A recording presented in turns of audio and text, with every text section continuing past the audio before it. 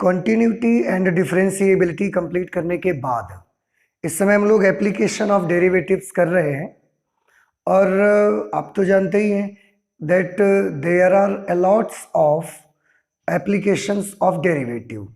Okay, उसमें से जो एप्लीकेशन ऑफ डेरिवेटिव हम लोग पढ़ रहे थे, तो पहला जो एप्लीकेशन हमने डेरिवेटिव का पढ़ा वह है rate of change of quantity with respect to other quantity. Okay, एक राशि का दूसरी राशि के सापेक्ष परिवर्तन, ये हम लोगों ने स्टडी किया। इसी कड़ी में और आगे जब बढ़ेंगे आप, तो अवकलज के अनुप्रयोग में आपको जो नेक्स्ट एप्लीकेशन मिलने वाला है उसका नाम होगा इंक्रीजिंग एंड डिक्रीजिंग फंक्शंस। ठीक है, तो इस वक्त हम लोग अवकलज के अनुप्रयोग पढ़ रहे हैं कि हमारी जो डे टू डे लाइफ है उसमें डेरिवेटिव्स के क्या एप्लीकेशंस होते हैं, अवकलज के क्या यूज होते हैं, ये हम लोग स्टडी कर रहे हैं। जैसे कि जब अपने एप्लीकेशन ऑफ डेरिवेटिव्स स्टार्ट किए थे तो फर्स्ट क्लास में ही मैंने आपको बताया था कि कितने एप्लीकेशंस हमको स्टडी करने हैं सॉरी, उन सब में वन बाय वन हम लोग स्टडी करते चले जाएंगे। तो हम लोग एक राशि के परिवर्तन की दर, जो कि पहला एप्लीकेशन था डेरिवेटिव का, उसे हम लोग स्टडी कर चुके हैं कंप्लीटली। और लास्ट क्लास में अभी हमने एक्सरसाइज 6.1 कंप्लीट भी कर लिया है। तो आज हम लोग चलते हैं और आगे, and this is the second application of derivative and what is it's known as, it is known as increasing and decreasing functions. Hindi में इसे बोला जाता है वर्धमान और ह्रासमान फलन। हिंदी में इसको क्या बोलेंगे? वर्धमान और ह्रासमान फलन।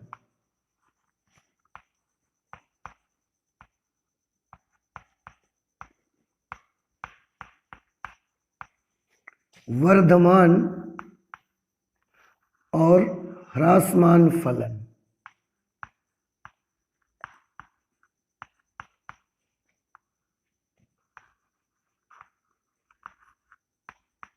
ठीक, ये इसका हिंदी नाम है। अब सबसे पहले तो हम ये सीखेंगे कि आखिरकार ये जो नाम मैं लिख रहा हूं वर्धमान फलन, ह्रासमान फलन, तो इनका एक्चुअल मीनिंग क्या होता है, किसको बोलेंगे वर्धमान फलन, और किस प्रकार का फलन होगा तो उसको हम बोलेंगे ह्रासमान फलन। मतलब which function is known as increasing function and in other hand which function is known as decreasing function। Okay, तो सबसे पहले कुछ एग्जांपल्स की मदद से इसको सीखने की कोशिश करते हैं। देखिए, मैं आपको बताता हूं, जैसे आप कोई भी ले लेते हैं equation. Let we have one equation y is equal to x plus 2। ये मैंने एक इक्वेशन ले ली, और एक इक्वेशन और मैं आपको लेके दिखाता हूं y is equal to minus x plus 2। ठीक है, एक और मैं आपको इक्वेशन लेता हूं y is equal to x square, या y की जगह पर आप fx लिख सकते हैं। ये y is equal to minus x plus 2 है, तो आप इसको fx भी ले सकते हैं, उसी को y भी बोलते हैं, तो इस तरीके से आप ले सकते हैं। तो ये हमारे पास फलन है, इसमें भी मैं ऐसा लिख लेता हूं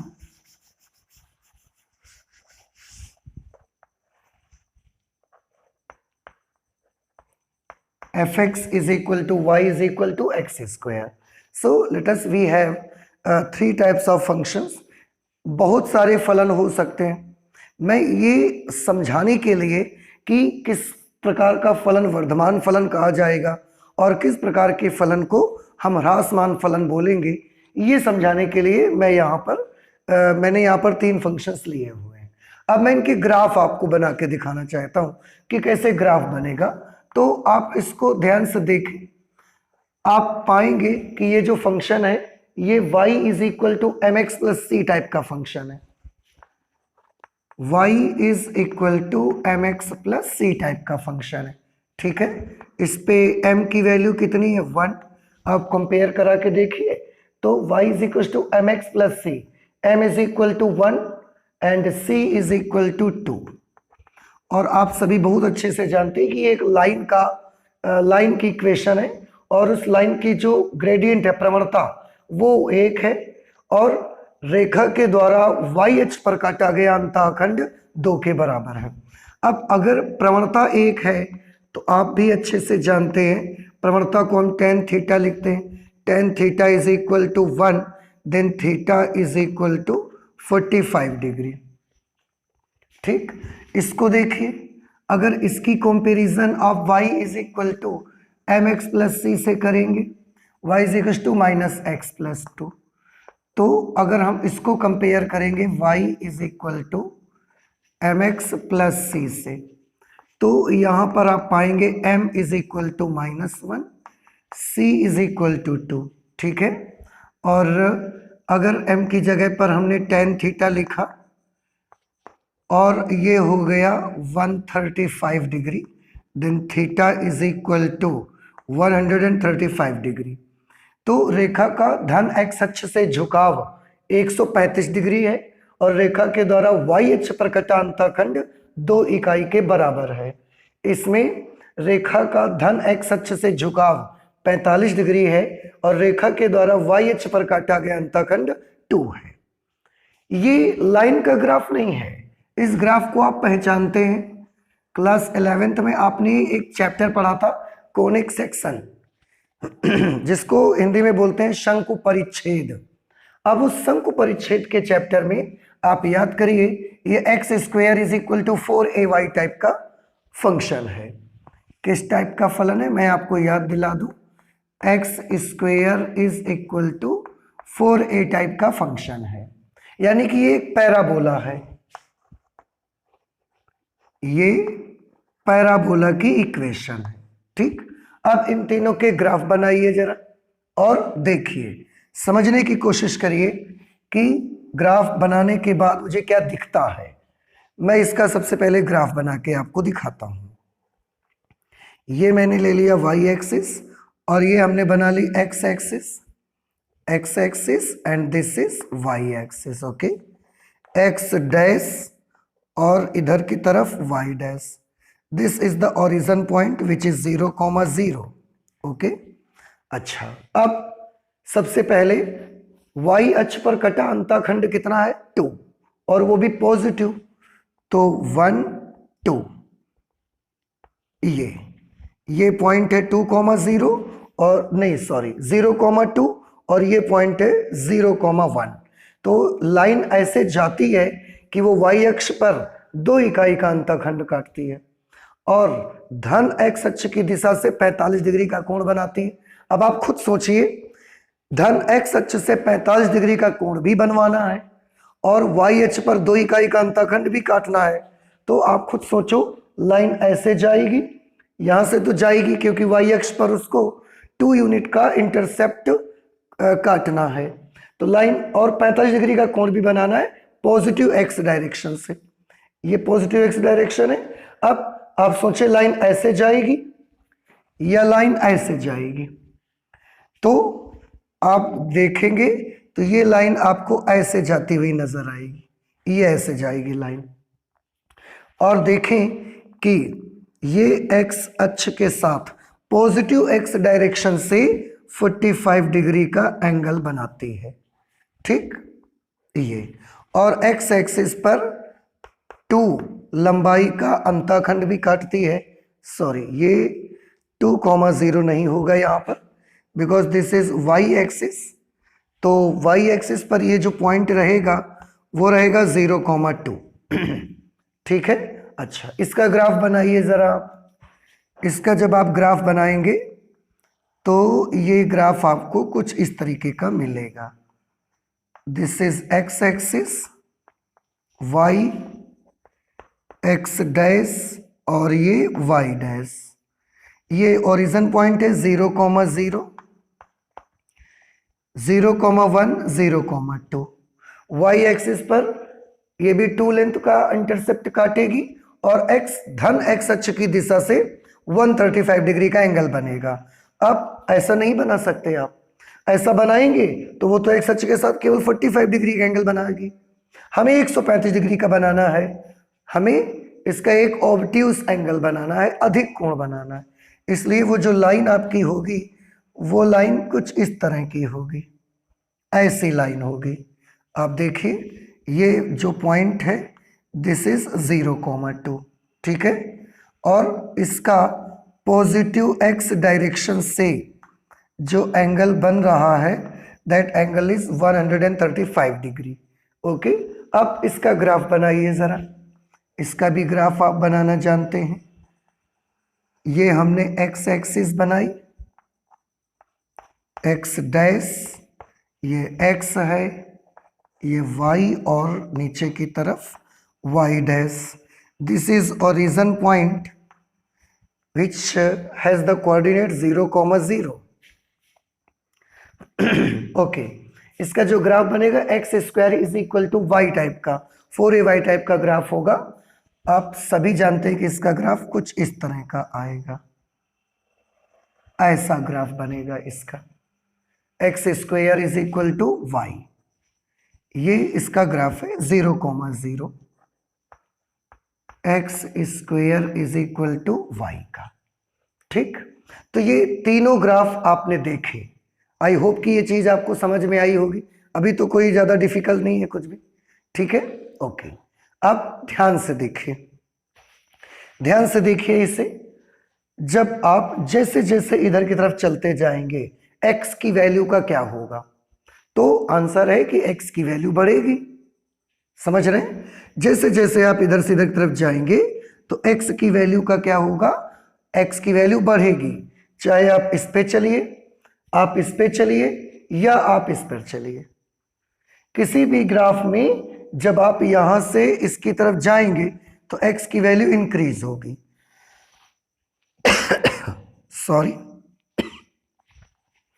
अब आप देखिए यहां से अगर मैं बढ़ना शुरू करता हूं, अभी मैं यहां पर हूं, जब मैं यहां से यहां पर आ जाता हूं तो यहां की तुलना में यहां पर x थोड़ा बढ़ गए। अगर यहां की तुलना में x थोड़ा बढ़ गया तो आप देखिए फंक्शन की वैल्यू भी यहां 0 थी और यहां इतनी हो गई, इतनी वैल्यू हो गई फंक्शन की, ठीक। हम थोड़ा सा और बढ़ जाते हैं, x की वैल्यू यहां की तुलना में और बढ़ गई। अगर x की वैल्यू यहां की तुलना में और बढ़ गई तो फंक्शन की वैल्यू देखिए इतनी आ गई।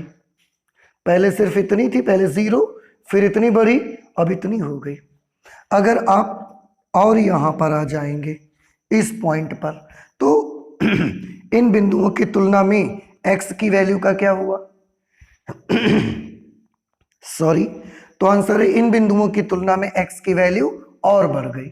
अगर इन बिंदुओं की तुलना में x की वैल्यू और बढ़ गई तो फंक्शन का क्या हुआ, आप देखिए फंक्शन की वैल्यू इतनी हो गई, इतनी।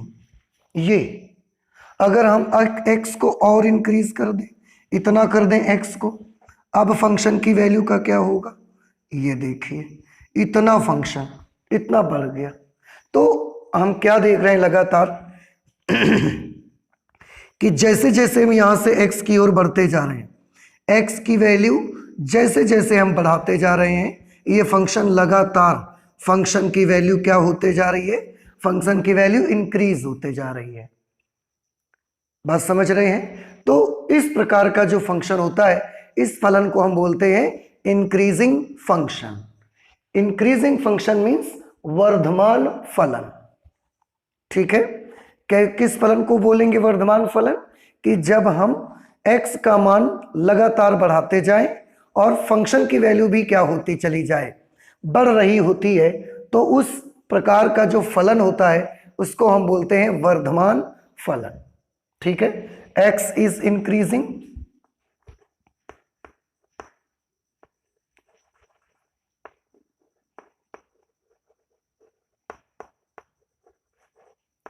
x is increasing, fx is also increasing।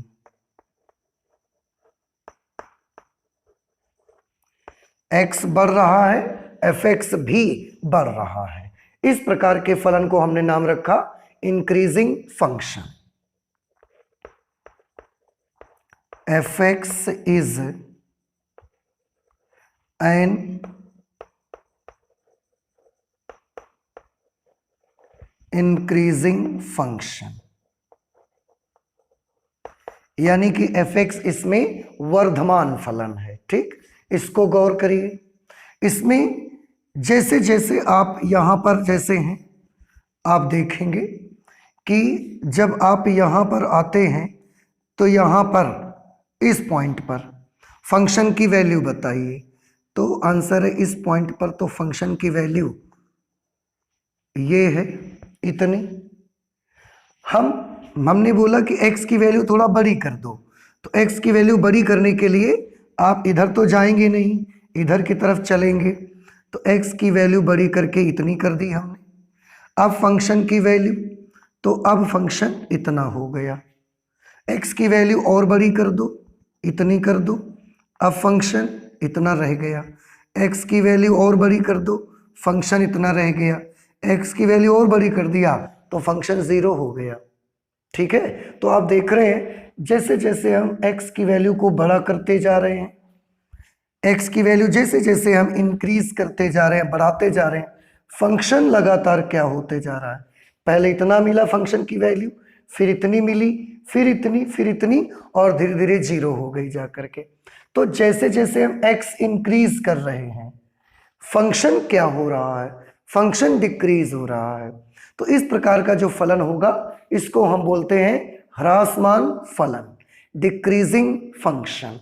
इसमें क्या हो रहा है, इसमें हो रहा है x इज इंक्रीजिंग,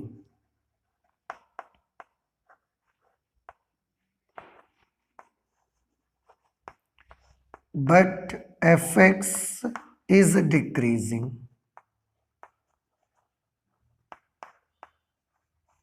मीन्स जैसे जैसे x बढ़ रहा है लेकिन जो fx है वो डिक्रीज हो रहा है, fx घट रहा है, फलन का मान घट रहा है।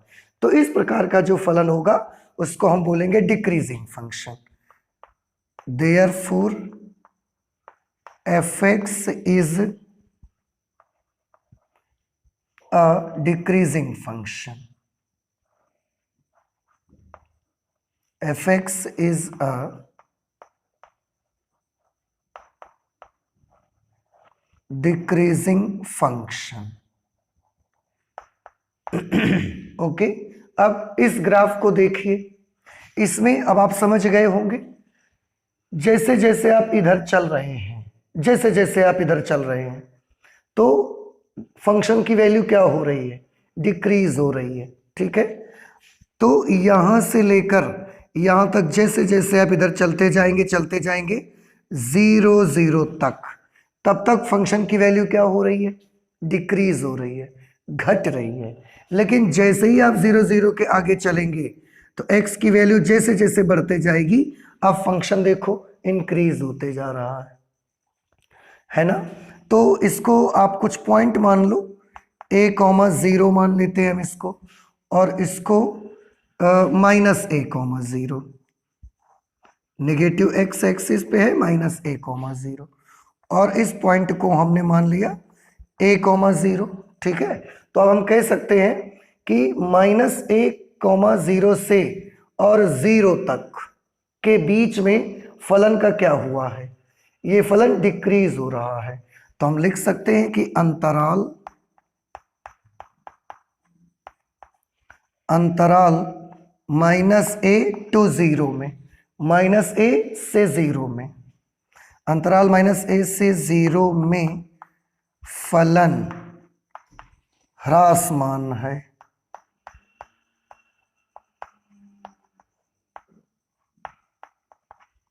फलन ह्रासमान है, लेकिन इधर देखेंगे तो 0 से लेकर a तक फिर ये फंक्शन हमारा कैसा है, वर्धमान है, क्योंकि x बढ़ रहा है, फलन भी बढ़ रहा है। अंतराल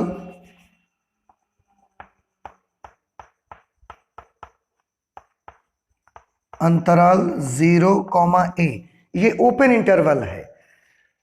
ओपन इंटरवल मतलब -a नहीं लेना है, 0 नहीं लेना, इनके बीच की वैल्यूज के लिए फलन डिक्रीज हो रहा, और अंतराल ओपन इंटरवल 0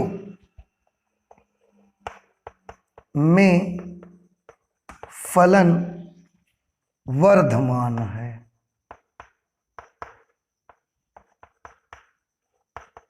ठीक है, तो इस तरीके से होते हैं वर्धमान फलन, ह्रासमान फलन, और कोई फलन ऐसे भी हो सकते हैं कि किसी अंतराल पे वो ह्रासमान होंगे और किसी अंतराल पे वो वर्धमान भी होंगे।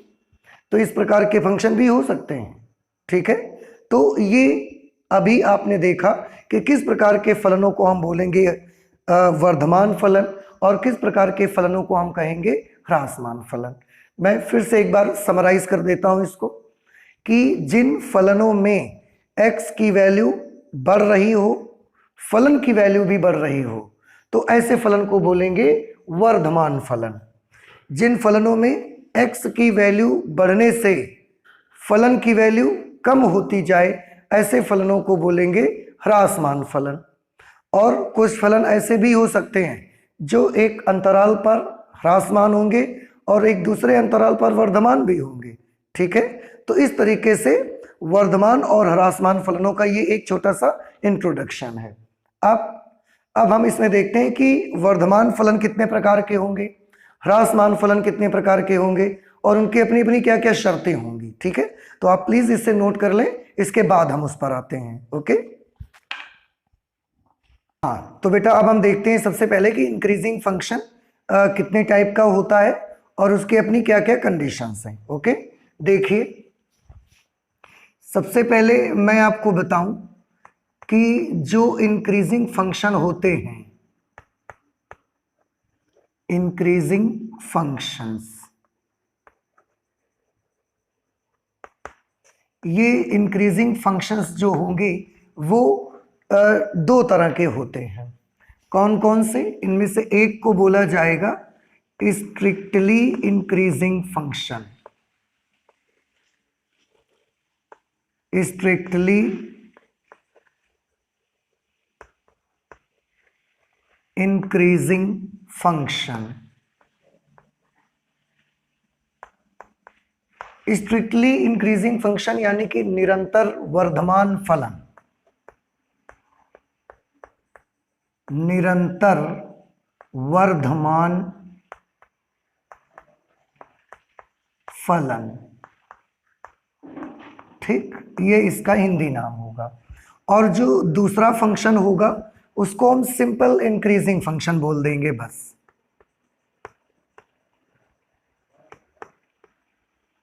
इंक्रीजिंग फंक्शन, ठीक है, या इसका एक दूसरा नाम भी होता है जिसे बोलते हैं non decreasing function, non decreasing function. ठीक है, तो जो वर्धमान फलन होते हैं वो मुख्य रूप से दो तरह के रहेंगे। एक को हम बोलेंगे स्ट्रिक्टली इंक्रीजिंग फंक्शन, निरंतर वर्धमान फलन, और एक को सिंपली हम इंक्रीजिंग फंक्शन ही बोल देंगे, वर्धमान फलन, या उसे आप बोल सकते हैं नॉन डिक्रीजिंग फंक्शन। ठीक है, अब इनकी क्या कंडीशंस हैं थोड़ा गौर से देखिएगा। सबसे पहले मैं जिक्र करूंगा स्ट्रिक्टली इंक्रीजिंग फंक्शन का।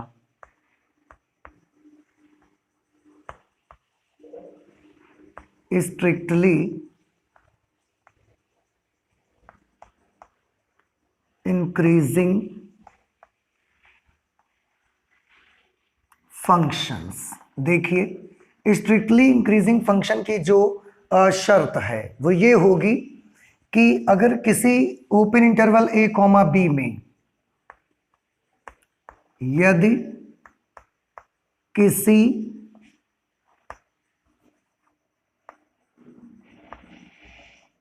Open interval a comma b में दो अवयव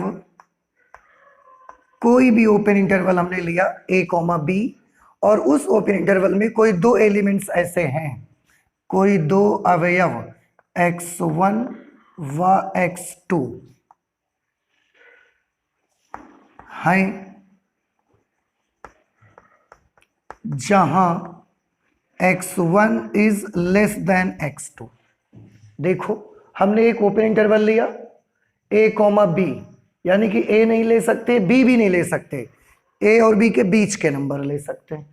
तो अगर किसी भी open interval a comma b में दो अवयव हमने x1 और x2 इस प्रकार हैं, जहां x1 छोटा है x2 बड़ा है, अगर ऐसा है implies that f of x1 is less than f of x2। तो ये condition, this is the necessary condition for being any function increasing function. कोई भी फलन अगर स्ट्रिक्टली इंक्रीजिंग फंक्शन है, निरंतर वर्धमान फलन है, तो उसकी शर्त ये है कि किसी भी अंतराल में कोई भी दो अवयव अगर हमने लिए, उनमें से x1 छोटा x2 बड़ा है, तो अगर f ऑफ x1 की वैल्यू छोटी है और f ऑफ x1 की वैल्यू बड़ी है, तो इस प्रकार के फलन को हम बोलते हैं स्ट्रिक्टली इंक्रीजिंग फंक्शन। समझ आया आपको? x1 छोटा x2 बड़ा, तो f ऑफ x1 भी छोटा f ऑफ x2 बड़ा। इस प्रकार का जो फलन होगा उसको हम बोलेंगे स्ट्रिक्टली इंक्रीजिंग फंक्शन। ठीक है, और ये x1 x2 दोनों इस अंतराल के अवयव हैं। For all x1 x2 belongs to the interval a b। Okay, अब इसका जो ग्राफ होता है, मैं इसका ग्राफ आपको बना के दिखाता हूं कि इसका ग्राफ कैसा बनेगा। ध्यान से देखिएगा सभी लोग, ये x axis, y axis, x dash y dash, कहीं से भी ग्राफ बन सकता है इसका, और ये इसका ग्राफ इस तरीके का भी हो सकता है। मतलब स्ट्रिक्टली इंक्रीजिंग है ना ये कभी भी ग्राफ, ये ग्राफ हमेशा ऊपर की तरफ ऐसा चढ़ता हुआ होगा। कभी भी किस x की किसी भी वैल्यू के लिए ये ग्राफ या फंक्शन की वैल्यू कांस्टेंट नहीं होगी। fx की किसी भी वैल्यू के लिए, सॉरी, x की किसी भी वैल्यू के लिए fx की वैल्यू कांस्टेंट नहीं होगी। हमेशा ग्राफ की, हमेशा फंक्शन की वैल्यू बढ़ती ही हुई होगी। ऐसा भी हो सकता है, ऐसा भी हो सकता है, कैसा भी हो सकता है। मैंने बोला ना, x की छोटी से छोटी वैल्यू के लिए भी अगर आप छोटा अंतराल भी लेंगे, उसमें भी फंक्शन बढ़ता हुआ ही नजर आएगा आपको। तो इस प्रकार का जो फलन होगा उसको बोलेंगे strictly increasing function. I hope कि ये चीज समझ आ गई होगी। ठीक है, अच्छा, इसकी कुछ एक अपनी शर्त भी है, और भी एक मैं और बताता हूं, फिर इनकी कंडीशंस पर आता हूं। ठीक है, इसके बाद मैं ले लेता हूं सिंपल, जिसे हम बोलते हैं इंक्रीजिंग फंक्शन। इंक्रीजिंग फंक्शन, या इसी को दूसरी भाषा में बोलते हैं, दूसरे शब्दों में हम कह सकते हैं non decreasing function. Non decreasing function. ठीक, अब ये कैसे फलन होते हैं? तो इनमें क्या होता है, इनमें ये होता है कि यदि किसी ओपन इंटरवल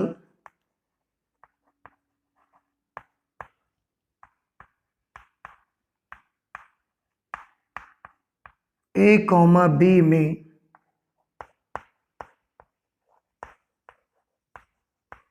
दो अवयव x1 व x2 हैं, जहां x1 is less than x2। जो x1 है वो x2 से छोटा है। It implies that f of x1 is either less or equal to f of x2. This is the condition for non-decreasing function. Non-decreasing function means simply increasing function, कि अगर x1 for all x1 and x2 belongs to open interval a comma b, कि अगर किसी open interval a comma b में कोई दो अवयव ऐसे हैं जिनमें से x1 छोटा है और x2 बड़ा है, लेकिन जब हम x1 पर फलन का मान निकालने जाते हैं और x2 पर फलन का मान निकालने जाते हैं तो x1 पर फलन की वैल्यू x2 पर फलन की वैल्यू के या तो छोटा मिलता है या बराबर भी मिल जाता है, ऐसा भी होता है। तो इस प्रकार का जो फलन होगा उसको सिंपली इंक्रीजिंग फंक्शन कहा जाएगा या नॉन डिक्रीजिंग फंक्शन उसको हम बोलेंगे।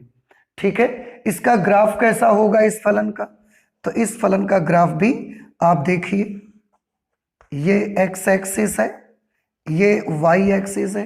इस फलन का ग्राफ ऐसा इंक्रीजिंग है यहां से यहां तक, और उसके बाद थोड़ी दूर तक कांस्टेंट भी है, आप देखिए, फिर ऐसा इंक्रीजिंग है, फिर कांस्टेंट है, फिर इंक्रीजिंग है, फिर कांस्टेंट है। तो इसका ग्राफ कुछ इस तरीके से हो सकता है। अब आप ध्यान से देखिए, इस ग्राफ को जब आपने देखा तो इसमें x की छोटी से छोटी वैल्यू के लिए चाहे जहां पर आप वो पॉइंट ले लीजिए, ग्राफ या फंक्शन की वैल्यू लगातार क्या हो रही थी? बढ़ रही थी, लगातार बढ़ रही थी, निरंतर बढ़ते ही जा रही थी, निरंतर इंक्रीज हो रही थी। लेकिन यहां पर देखिए, यहां पर आप देखें, अगर हम यहां पर x1 मान लें और इस वैल्यू को x2 मान लें तो x1 से x2 तक फंक्शन की वैल्यू का क्या हुआ है? बढ़ा है, फंक्शन की वैल्यू बढ़ रही है। लेकिन अगर मैं यहां x3 मान लूं तो अब आप देखें x2 से x3 तक फंक्शन की वैल्यू कांस्टेंट है, ये आप देख सकते हैं। x1 से x2 तक जाने पर फंक्शन इंक्रीजिंग है, x2 से x3 तक जाने पर फंक्शन बिल्कुल भी इंक्रीज नहीं हुआ, वो x एक्सिस के पैरेलल चला गया। ठीक है, और फिर से अगर मैं इस पॉइंट को x4 मान लूं तो x3 से x4 तक x तो बढ़ा लेकिन फंक्शन भी बढ़ा, फंक्शन भी बढ़ रहा है। और अगर मैं इस पॉइंट को x5 कर लूं तो आप देख सकते हैं x4 से x5 तक x की वैल्यू बढ़ रही है लेकिन फंक्शन इज कांस्टेंट। ओके, तो इस प्रकार का जो फलन होता है वो कुछ दूरी तक इंक्रीजिंग होगा, कुछ दूर तक constant, increasing constant, increasing constant, इस तरीके का फंक्शन होगा, उसको बोलेंगे non decreasing function. Non decreasing function यानी कि वो डिक्रीज तो नहीं हो रहा है लेकिन लगातार बढ़ भी नहीं रहा है। ठीक है, तो जो लगातार बढ़ेगा, इसमें अगर आप यहां पर x1 ले लेते और यहां पर x2 ले लेते तो x1 से x2 तक के अंतराल में ये फंक्शन लगातार बढ़ता ही नजर आएगा आपको। फिर अगर यहां पर हम x3 ले लें तो भी आप देखिए x2 से x3 तक x भी बढ़ रहा है और फंक्शन भी कॉन्टिन्यूसली इंक्रीज हो रहा है। अगर मैं यहाँ x4 ले लूं तो क्या होगा? तो x3 से x4 तक x भी बढ़ रहा है और फंक्शन भी कॉन्टिन्यूसली इंक्रीज हो रहा है। तो ये इन दोनों फंक्शंस में डिफरेंस है, समझ आ गया होगा। So what is the necessary condition for strictly increasing function? If x1 is less than x2 then f of x1 will be also less than f of x2, but for non-decreasing function the necessary condition is that if x1 is less than if x1 is less than x2 then f of x1 is either less than or equal to f of x2। अगर x1 की value x2 की value के बराबर है, छोटी है x1, तो f of x1 या तो f of x2 से छोटा होगा और या तो f of x1 f of x2 के बराबर होगा। अब इस ग्राफ में आप देखिए f of x2 की वैल्यू इतनी है, f of x3 की वैल्यू भी उतनी ही है। तो यहां पर x2 छोटा है, x3 बड़ा है, लेकिन जो f ऑफ x2 है वो f ऑफ x3 के बराबर है। समझ रहे? ये चीज आपको देखने को मिलेगी, लेकिन इसमें ये आपको देखने का मौका नहीं मिलेगा। ठीक, तो ये हुआ स्ट्रिक्टली इंक्रीजिंग फंक्शन की कंडीशन, ये हुई केवल इंक्रीजिंग या नॉन डिक्रीजिंग फंक्शन की कंडीशन। ठीक है, इसमें से दो कंडीशंस और भी आती हैं, देखिए कौन कौन सी कंडीशंस और आती हैं, मैं उनको यहां पर आपको करके दिखाता हूं, आप इन्हें ध्यान से समझने की कोशिश करिए। यहां पर मैं लूंगा strictly increasing function,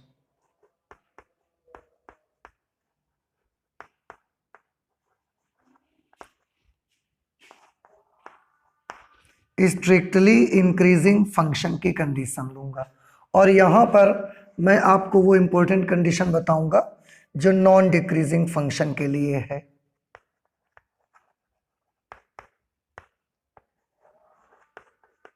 non decreasing function या जिसे सिंपली इंक्रीजिंग फंक्शन कहा जाता है, तो ये इसके लिए होगा, और यहां पर जो कंडीशन बनाएंगे वो हम इसके लिए बनाएंगे। अब आप सोच रहे होंगे क्या ये कंडीशन नहीं है? ये कंडीशन भी है, ये कंडीशन भी है, ये कंडीशन इसके लिए भी है, लेकिन इनके लिए एक एक और कंडीशन हम आपको बताना चाहते हैं, आप ध्यान से देखिए। इसके लिए देखिए स्ट्रिक्टली इंक्रीजिंग फंक्शन के लिए मैं क्या करता हूं, इसका लेफ्ट हैंड डेरिवेटिव और राइट हैंड डेरिवेटिव मैं आपको निकाल के दिखाता हूं, आप थोड़ा ध्यान से देखने की कोशिश करिए।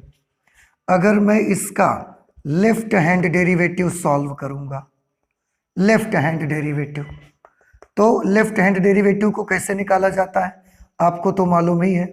लेफ्ट हैंड डेरिवेटिव निकाला जाता है limit h tends to 0 f of x minus h minus f of x upon x minus h minus x।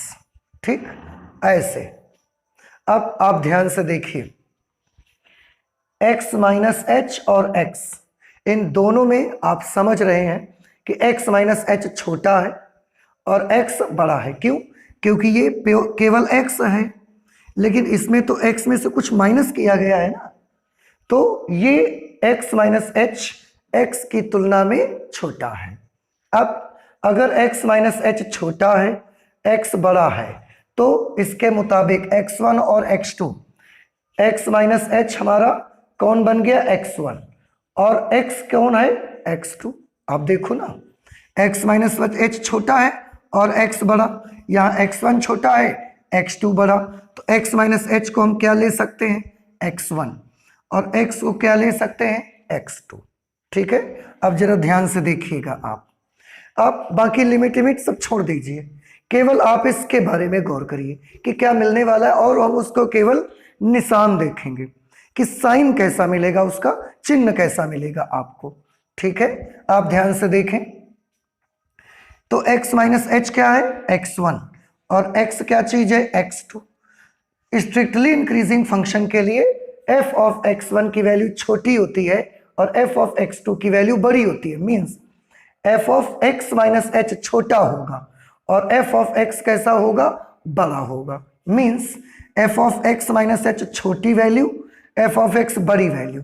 छोटी वैल्यू में बड़ी वैल्यू को माइनस करिए, तो छोटी वैल्यू में बड़ी वैल्यू को माइनस करेंगे, it will B negative upon again x minus H छोटा है, x बड़ा है, छोटी वैल्यू में बड़ी वैल्यू को आप माइनस करेंगे, it will be again negative.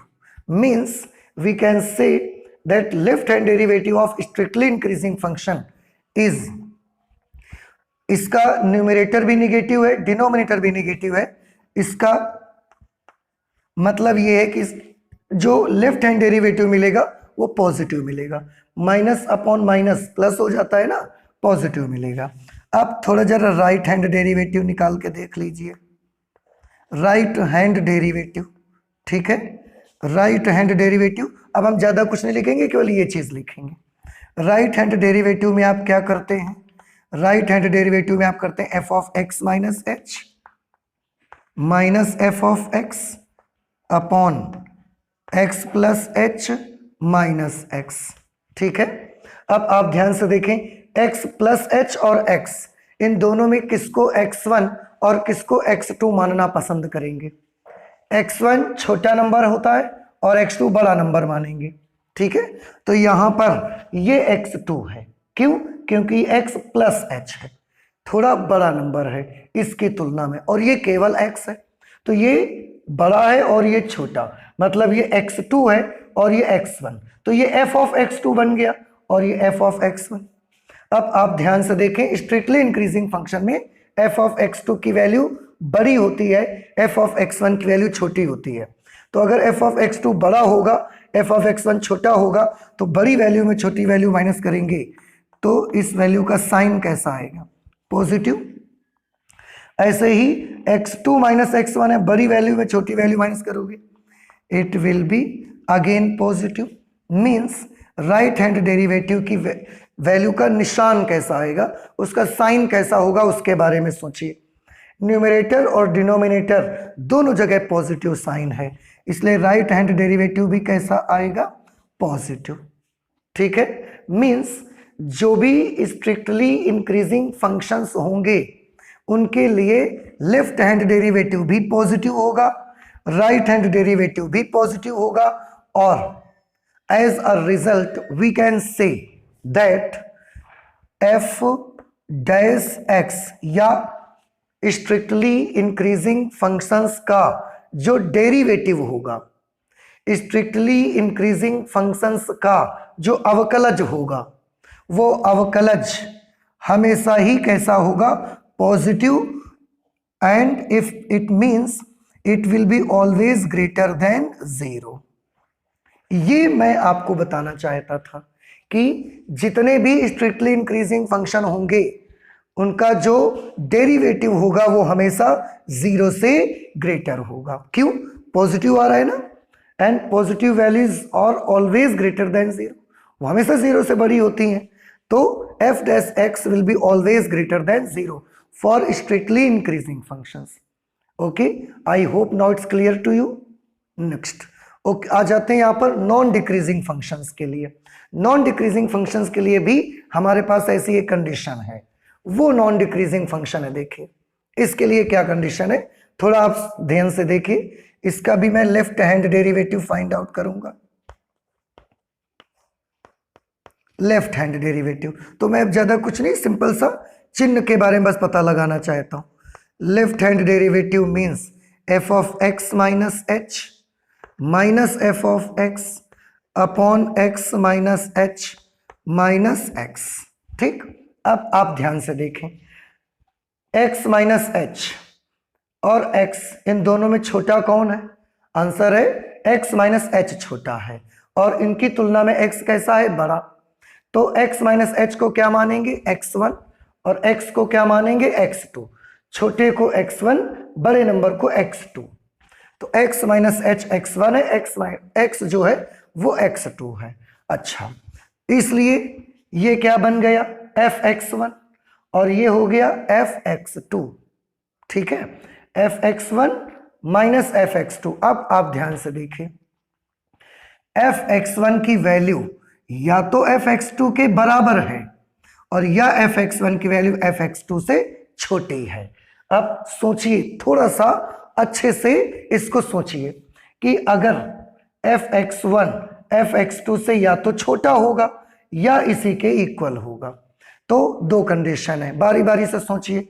अगर f of x1 f of x से छोटा हुआ, तो अगर ये छोटी होगी वैल्यू, ये वैल्यू बड़ी होगी, तो छोटी वैल्यू में बड़ी वैल्यू माइनस करेंगे, कैसा आएगा? नेगेटिव। लेकिन ऐसा भी तो हो सकता है कि f of x1 is equal to f of x2 हो जाए।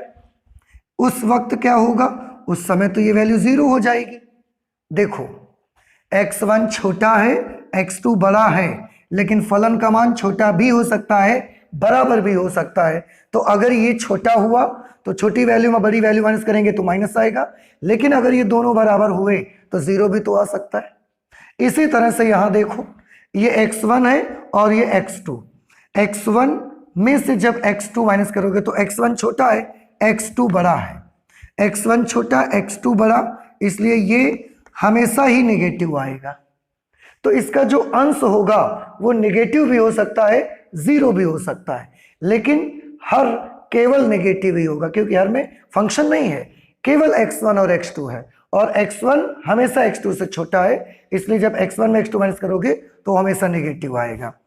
एज अ रिजल्ट हम क्या बोल सकते हैं, अब अंश नेगेटिव है और हर नेगेटिव है, तो फिर ये वैल्यू कैसी हो जाएगी, या तो ये वैल्यू पॉजिटिव हो जाएगी, और अगर अंश जीरो हो हर नेगेटिव हो तो फिर ये क्या हो सकता है, जीरो।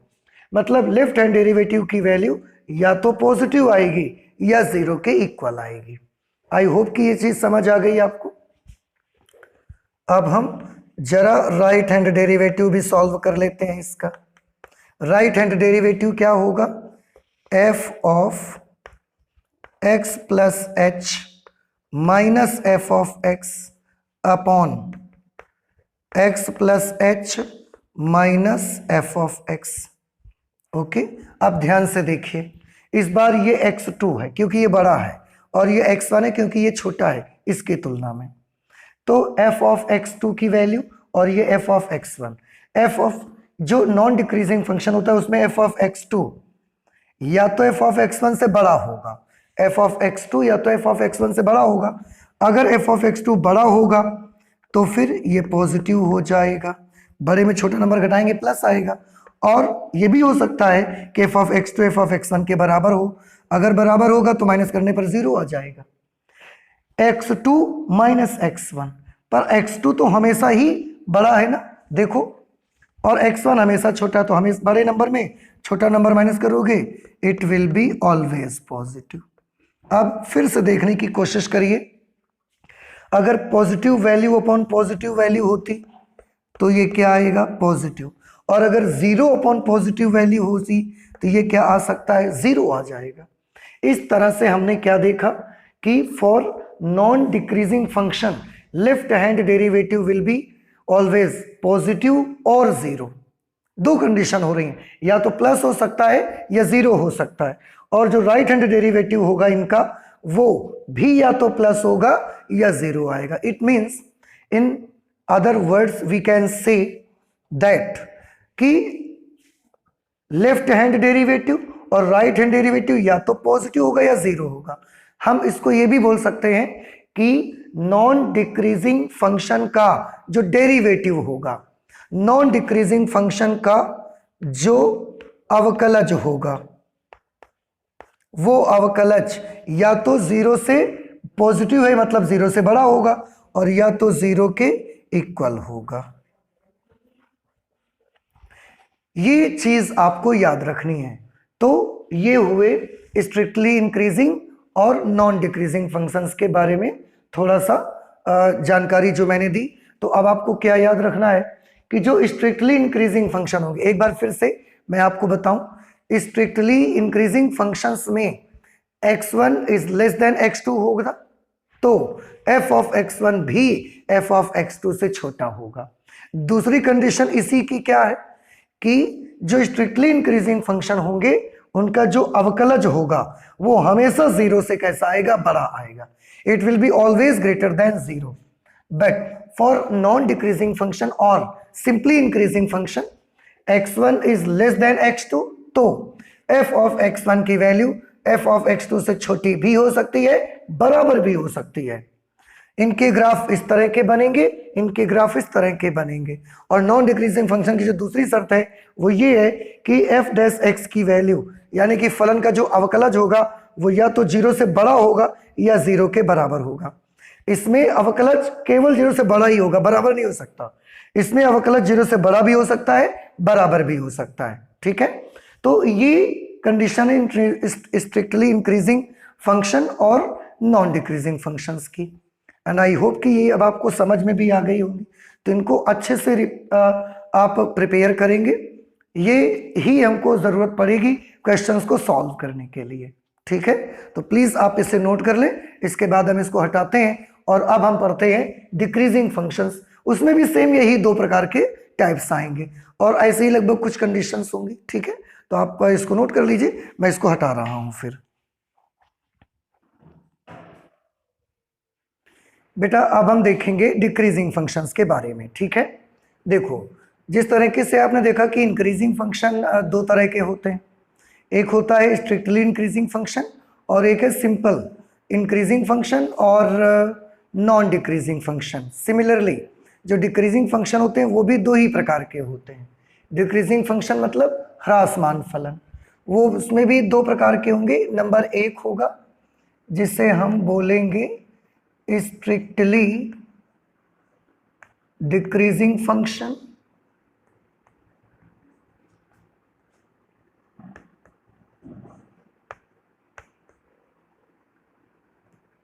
स्ट्रिक्टली डिक्रीजिंग फंक्शंस, ठीक। और जो दूसरे होंगे वो होंगे केवल decreasing function, simple decreasing functions, या इनका दूसरा नाम होगा non increasing function. Non increasing function, तो ये फलन भी दो तरह के होंगे आपके जो डिक्रीजिंग फंक्शन होंगे। एक होगा जिसे हम बोलेंगे स्ट्रिक्टली डिक्रीजिंग फंक्शन, निरंतर ह्रासमान फलन, हिंदी में इसे कहा जाएगा निरंतर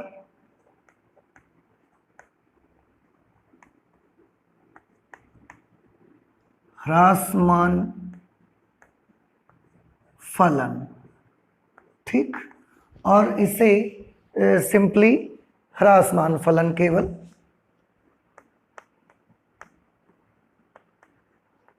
ह्रासमान फलन, ठीक है, इस तरह से। अब इनकी अपनी अपनी क्या कंडीशन है ये भी हमको देखना है, तो देखते हैं वन बाय वन फिर, ठीक है। इनको भी अलग अलग हम देखेंगे। सबसे पहले यहां पर मैं आपको बताना चाहता हूं strictly decreasing function.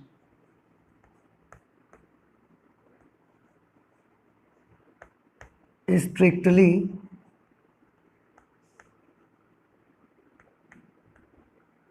Decreasing function, ठीक।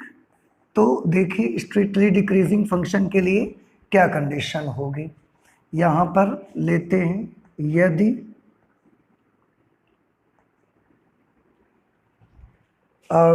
Open interval a comma b में, यदि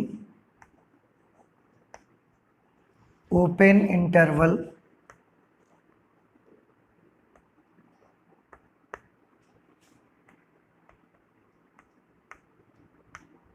a कॉमा b में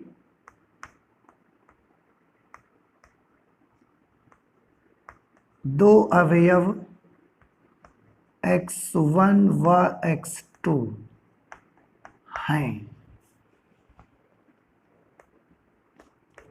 जहां x1 is less than x2, x1 x2 से छोटा है, it implies that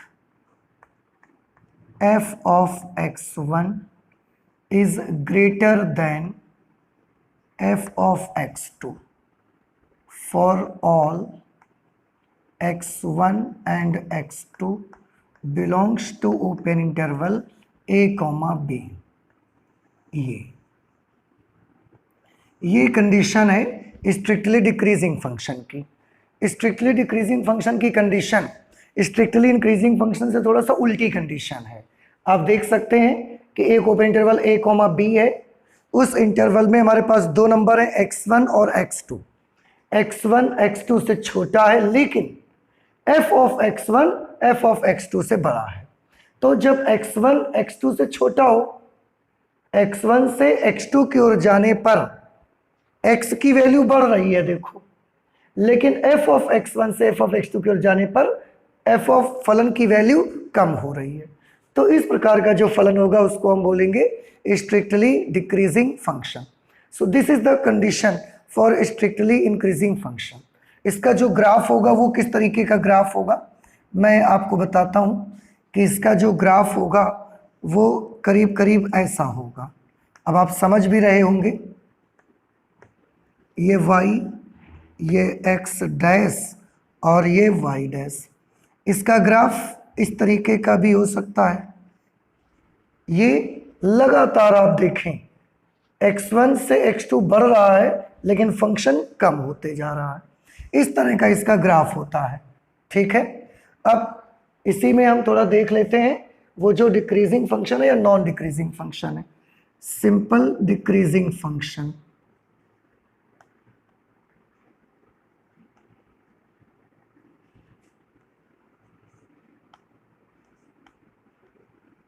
decreasing function या जिसे बोला जाता है non increasing function.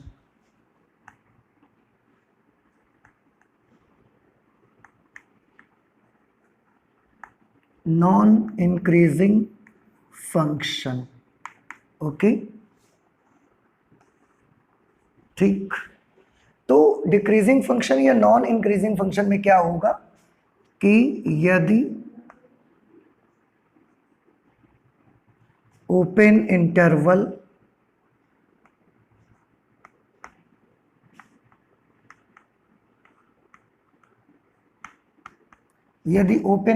a comma b में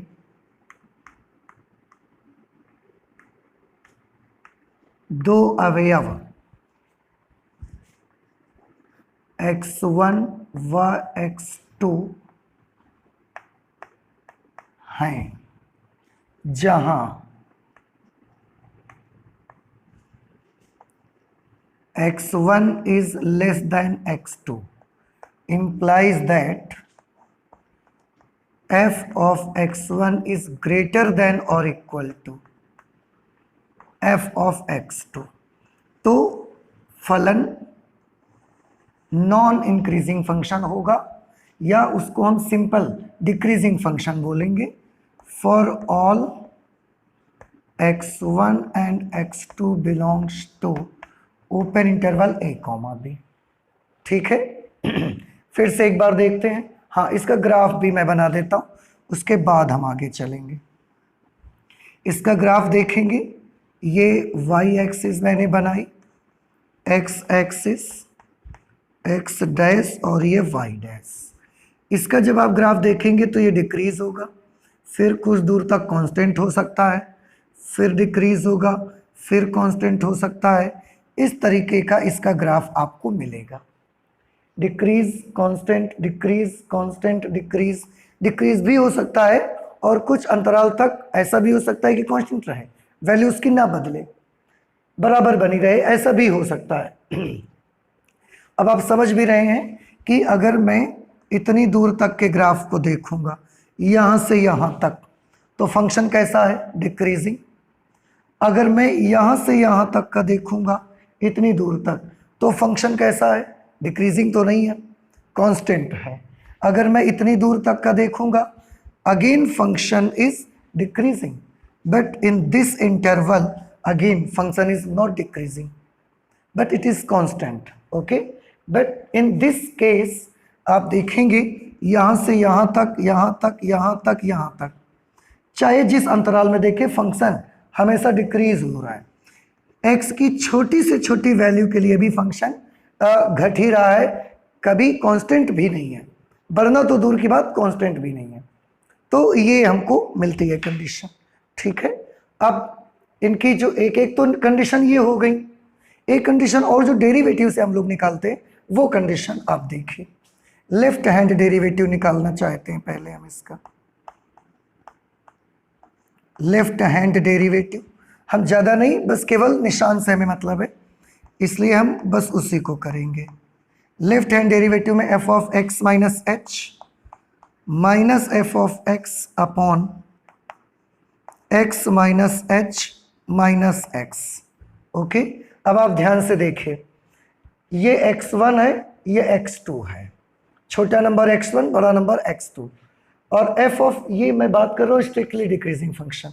तो x1 f ऑफ x1 कैसा है, बड़ा, और f ऑफ x2 कैसा है, छोटा। तो देखो ये x1 है, ये x2 है, लेकिन ये पूरा f ऑफ x1 है और ये पूरा f ऑफ x2 है। तो f ऑफ x1 में f ऑफ x2 माइनस करोगे, आप देखो f ऑफ x1 की वैल्यू बड़ी है, f ऑफ x2 की वैल्यू छोटी है, तो ये ग्रेटर नंबर है, ये स्मॉलर नंबर है। ग्रेटर नंबर में स्मॉलर नंबर माइनस करोगे, the value will be positive upon again x1 x2, x1 is a smaller number, x2 is greater number, smaller minus greater, it will be negative. It means the sign of left hand derivative of strictly decreasing function is negative. आप खुद देखिए, किसी भी भिन्न का अंश अगर plus है और हर माइनस है तो उस भिन्न की जो निशान होगा वो माइनस ही आएगा। Okay, now let's move to the right hand derivative. Right hand derivative, right hand derivative के लिए f of x plus h minus f of x upon x plus h minus x। ठीक, अब फिर से देखो, f of x plus h ये क्या है, ये है x2, ठीक है, ये x2 है और ये क्या है x1, क्योंकि ये बड़ा है और ये छोटा, तो ये पूरा क्या हुआ, ये हुआ f ऑफ x2 और ये हुआ f ऑफ x1। अब f ऑफ x2 स्मॉलर है, f ऑफ x1 बड़ा है, f ऑफ x2 छोटा है, f ऑफ x1 बड़ा है। छोटे नंबर में बड़े नंबर को माइनस करिए तो साइन कैसा आएगा, नेगेटिव अपॉन ये क्या है x2 और ये x1, x2 बड़ा है, x1 छोटा है, बड़े में छोटा माइनस करेंगे तो ये पॉजिटिव आएगा। अब आप फिर से देखिए, negative value upon positive value, this will be negative value. It means strictly decreasing function, मतलब निरंतर वर्धमान फलनों का जो लेफ्ट हैंड डेरिवेटिव होता है वो भी नेगेटिव, राइट हैंड डेरिवेटिव होता है वो भी नेगेटिव, या दूसरे शब्दों में ये कह सकता हूँ मैं कि स्ट्रिक्टली डिक्रीजिंग फंक्शंस का अर्थात निरंतर ह्रासमान फलनों का जो अवकलज होता है वो नेगेटिव होता है। ठीक है, तो मैं लिख सकता हूं that f dash x negative होना मीन्स जीरो से छोटा होना। तो जो निरंतर ह्रासमान फलन होते हैं उनका जो अवकलज होता है वो अवकलज हमेशा जीरो से छोटा रहता है। ठीक है, और इसके लिए भी थोड़ा सा करके देख लो आप। इसके लिए जब आप करके देखोगे, लेफ्ट हैंड डेरिवेटिव,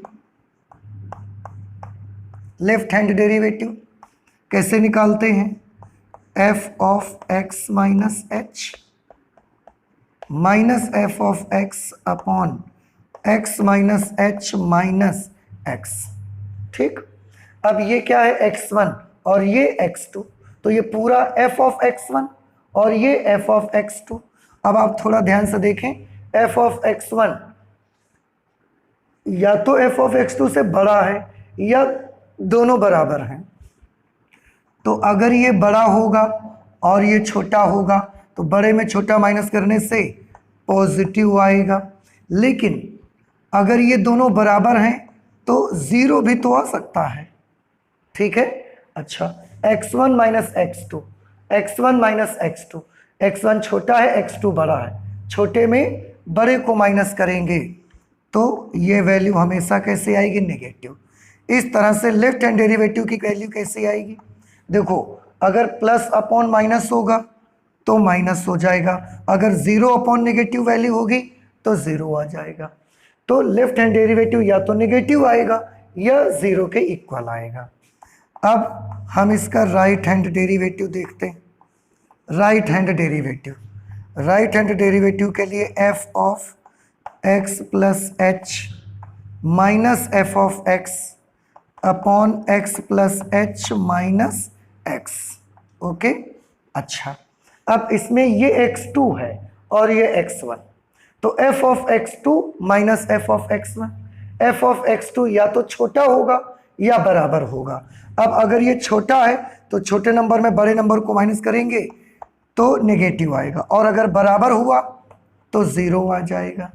अपॉन यहाँ पर ये x2 है, ये x1 है, बड़े नंबर को x2, छोटे नंबर को x1। तो बड़े नंबर में छोटा नंबर माइनस करोगे, it will be always positive.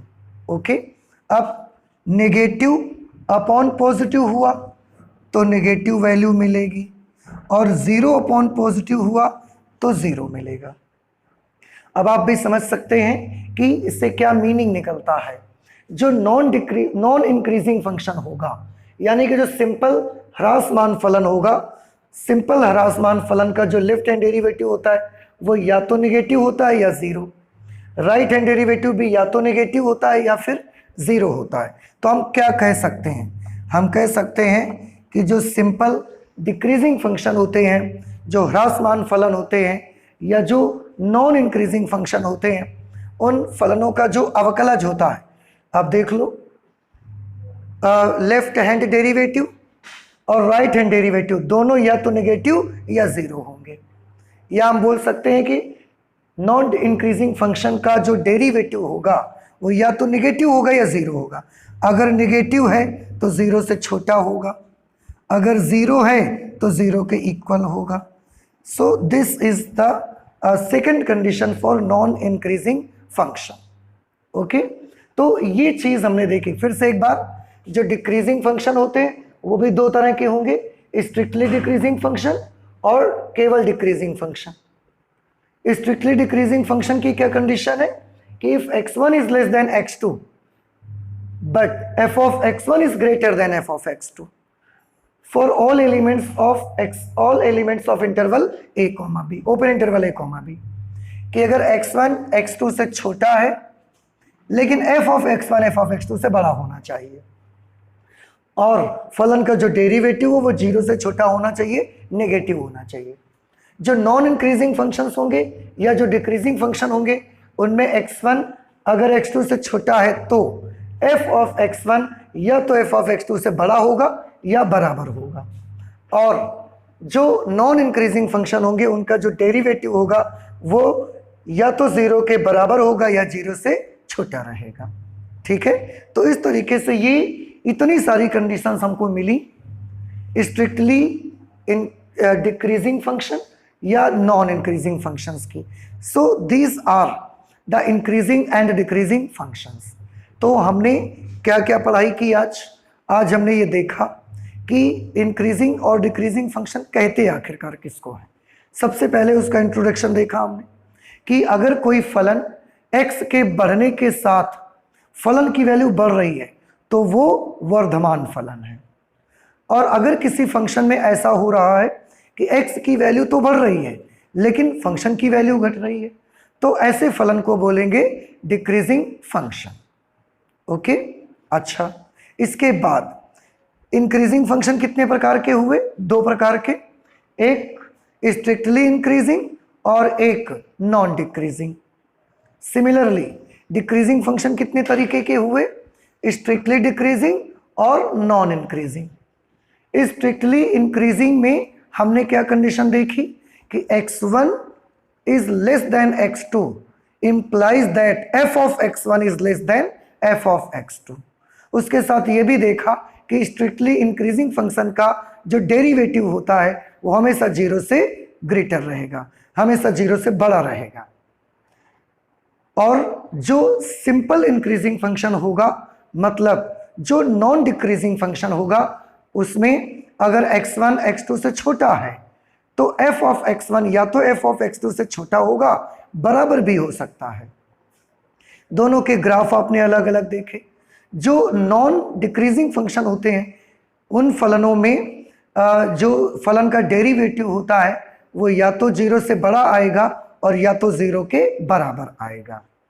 इसके बाद डिक्रीजिंग फंक्शन में जो स्ट्रिक्टली डिक्रीजिंग फंक्शन होते हैं, x1 x2 से अगर छोटा है तो f of x1 f of x2 से बड़ा होना चाहिए, या फलन का अवकलज 0 से छोटा होना चाहिए। और जो नॉन इंक्रीजिंग फंक्शन होंगे या सिंपल डिक्रीजिंग फंक्शन होंगे उनमें x1 x2 से छोटा है तो f of x1 f of x2 से या तो बड़ा होना चाहिए या बराबर होना चाहिए, और नॉन इंक्रीजिंग फंक्शन का जो डेरिवेटिव होगा जो अवकलज होगा वो या तो 0 से छोटा होगा या 0 के बराबर आएगा। इनके ये ग्राफ बनेंगे। तो ये है आपका इंक्रीजिंग और डिक्रीजिंग फंक्शन का इंट्रोडक्शन। अब एक छोटी सी चीज मैं और आपको बताना चाहता हूं, मुझे याद आ गई है, मैं यहां पर आपको दिखा देता हूं। आप गौर से देखिए, आप एक फंक्शन देखें y is equal to sine x, ये भी एक फलन है। अगर मैं इसका ग्राफ बनाता हूं, इसका ग्राफ साइनोसॉइडल ग्राफ बनेगा। साइनोसॉइडल ग्राफ कैसा होता है आप ध्यान से देखिए। साइनोसॉइडल ग्राफ ऐसा होता है,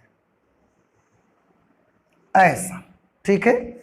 यहां पर 0, यहां पर π/2, यहां पर ये पाई, यहां 3π/2 और यहां पर 2π।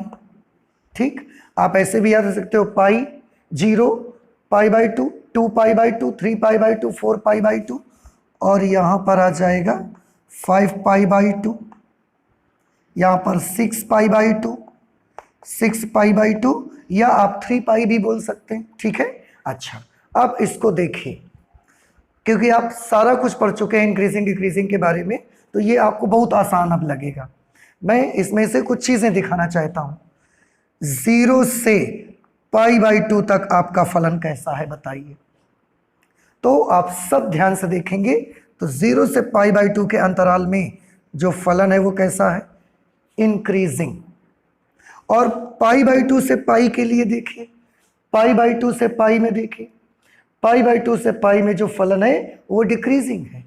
अगेन π/2 से 3π/2 तक फंक्शन, ये आप देखो, ये यहां से यहां तक कैसा इंक्रीजिंग, फिर ये डिक्रीजिंग, फिर ये फंक्शन इधर की तरफ इंक्रीजिंग है, फिर ये फंक्शन इधर की तरफ डिक्रीजिंग है। तो इस तरीके से आप क्या देखते हैं कि ये जो फलन है साइनोसॉइडल जो कर्व मैंने बनाया, ये कुछ दूर तक इंक्रीजिंग, फिर कुछ दूर तक डिक्रीजिंग, फिर इंक्रीजिंग, फिर डिक्रीजिंग, ऐसा एक फलन मिल रहा है।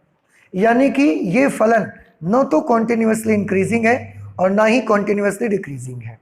इसलिए इस प्रकार के फलन को बोलते हैं कि ये ना तो वर्धमान है और ना ही ह्रासमान है। This type of function is neither increasing nor decreasing.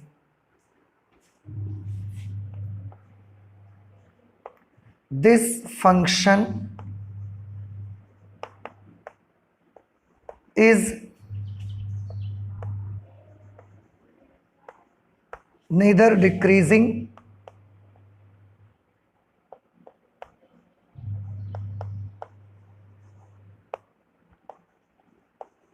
nor decreasing.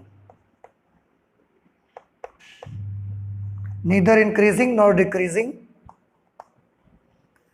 for a given or particular interval. ये वाले जो फंक्शन होंगे वो एक विशेष, एक निश्चित अंतराल के लिए ना तो वर्धमान होंगे और ना ही ह्रासमान होंगे। तो ऐसे फलनों को बोला जाता है that this function is neither increasing nor decreasing function.